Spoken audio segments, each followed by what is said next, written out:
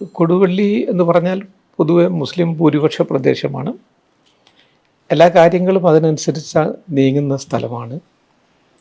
അപ്പം ഞങ്ങളൊക്കെ പഠനം തുടങ്ങിയത് മദ്രസയിൽ വെച്ചാണ്. പിന്നെ സ്കൂളിൽ പോയി. സ്കൂളിൽ പോകുമ്പോൾ പിന്നെ അവിടെ ഞങ്ങൾ 1-2 അധ്യാപകന്മാരുണ്ടായിരുന്നു.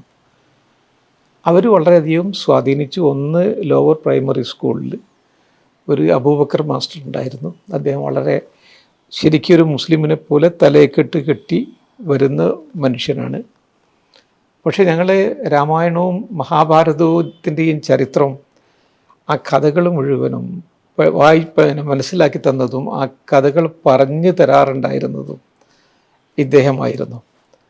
അപ്പം അർജുനൻ്റെയും ഭീമൻ്റെയും കഥകളൊക്കെ പറയുമ്പോൾ ഞങ്ങൾ വായ പൊളിച്ച് നിൽക്കുമായിരുന്നു. ശ്രീകൃഷ്ണൻ്റെ കുസൃതികളെക്കുറിച്ച് അദ്ദേഹം വിവരിക്കുമ്പോൾ അപ്പോഴും ഞങ്ങൾ ഇതേപോലെ തന്നെ അത്ഭുത സ്തബ്ധരായിട്ട് നിൽക്കാറുണ്ടായിരുന്നു. പിന്നെ ഒരു ഗംഗാധരൻ മാഷുണ്ടായിരുന്നു. അദ്ദേഹമായിരുന്നു താജ്മഹലിനെ കുറിച്ചും അതേപോലെ കുത്തബ് മിനാറെ കുറിച്ചും ഞങ്ങളെ പഠിപ്പിക്കാറുണ്ടായിരുന്നത്. അതിനുശേഷം വന്ന കുറേ അധ്യാപകന്മാർ, സൂസൻ കുര്യൻ എന്ന് പറഞ്ഞൊരു ടീച്ചർ, ഇംഗ്ലീഷ് അവരായിരുന്നു പഠിപ്പിക്കാറുണ്ടായിരുന്നത്. പിന്നെ ഗംഗാധരൻ പിന്നെ Velayudhan master, Sainaba teacher, Kasim master, ഇങ്ങനെ പറഞ്ഞ കുറേ അധ്യാപകന്മാർ ജീവിതത്തെ വല്ലാതെ സ്വാധീനിച്ചിട്ടുണ്ട്. പിന്നെ അവിടെ ചെറിയൊരു ലൈബ്രറി ഉണ്ടായിരുന്നു കൊടുവള്ളിയിൽ. അപ്പോൾ ഞാൻ കൊടുവള്ളിയിലെ നിത്യ വായനക്കാരനായിരുന്നു. അവിടുന്ന് 2-3 പുസ്തകങ്ങൾ, ഒന്ന് നെഹ്റുവിൻ്റെ ഇന്ത്യയെ കണ്ടെത്തൽ എന്നുള്ള പുസ്തകം, അത് ഇംഗ്ലീഷിലായിരുന്നു. പക്ഷേ പിന്നെ മാതൃഭൂമി അത് പരിഭാഷപ്പെടുത്തിയിട്ടുണ്ട്. നല്ല പരിഭാഷയായിരുന്നു.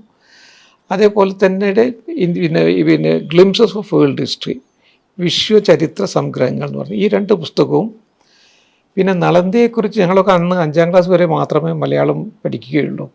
പിന്നെ അറബിക്കിലേക്കായിരിക്കും ഞങ്ങൾ ചാടുന്നത്. അപ്പം ഞങ്ങളുടെ മലയാളം നന്നാക്കാൻ വേണ്ടിയിട്ട് ഒരു നോൺ ഡീറ്റെയിൽസ് എന്ന് പറയുന്ന ഒരു പുസ്തകം ഉണ്ടായിരുന്നു.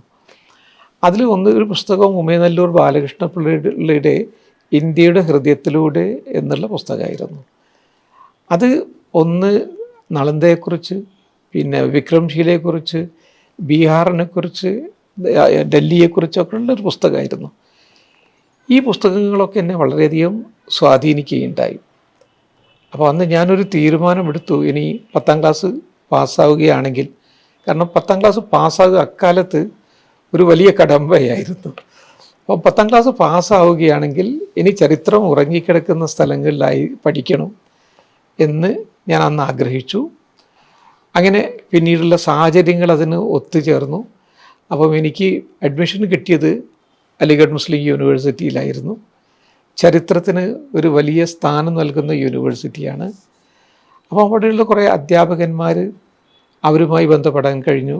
പിന്നെ അതിൻ്റെ ലൊക്കേഷൻ എന്ന് പറഞ്ഞാൽ ഡൽഹിയിലേക്ക് 100 കിലോമീറ്റർ, ആഗ്രയിലേക്ക് 50 കിലോമീറ്റർ, ഫത്തേപൂർ സിക്രി ഒരു 30 കിലോമീറ്റർ അപ്പുറത്ത്, കൃഷ്ണൻ്റെ മഥുര അവിടുന്ന് അലിഗറിന് 35 കിലോമീറ്റർ, ഇങ്ങനെ ഒരു ഈക്വോ ഡിസ്റ്റൻറ്റ് പ്ലേസുകളായിരുന്നു. അപ്പോൾ ഈ സ്ഥലങ്ങളിലൊക്കെ ഞാൻ പഠിക്കുമ്പോൾ തന്നെ പോകാനും ആ സ്ഥലങ്ങളുമായി ബന്ധപ്പെടാനും ആ സ്ഥലത്തിൻ്റെ ചരിത്രം മനസ്സിലാക്കാനും ഇതിഹാസം മനസ്സിലാക്കാനുള്ള ഒരു വലിയ അവസരം കിട്ടി. അതിനുശേഷം പിന്നെ എൻ്റെ ജോലി മുഴുവനും ഈ സ്ഥലങ്ങളിലായിരുന്നു.